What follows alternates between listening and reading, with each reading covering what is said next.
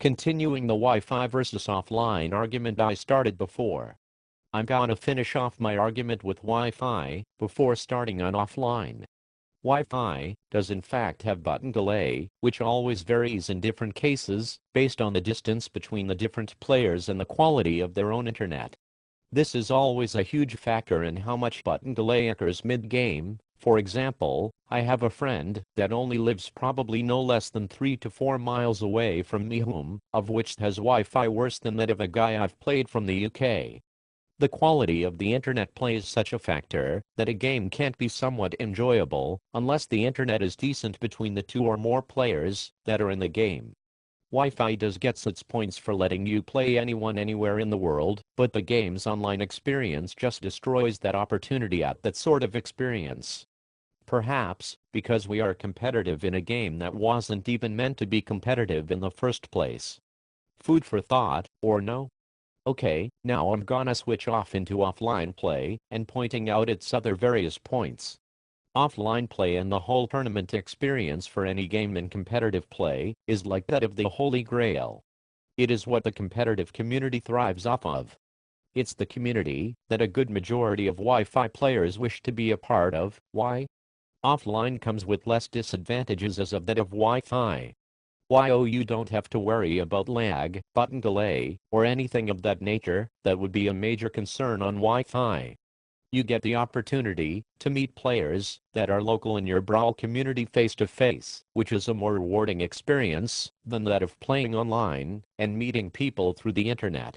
You can make new friends, you gain more experience through the game playing it offline by playing different people. If you are in high regard as a player, there is money that can be made playing offline. Overall, altogether, offline is just a more rewarding experience.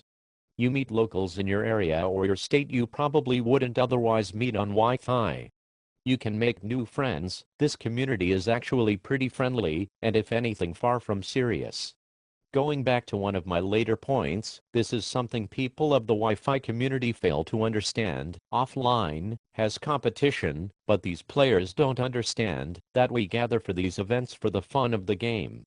We aren't all mad serious when we walk in a venue, we play the game and have fun. You don't have to place top 10 in a tournament to be considered somebody. Me and Miles G2G talked about this a couple times before, how players online do lose sight of this, and it is true. Perfect example would be a few players in TCF, a lot of them just don't understand. But, I digress, offline is just a great experience at the competitive level.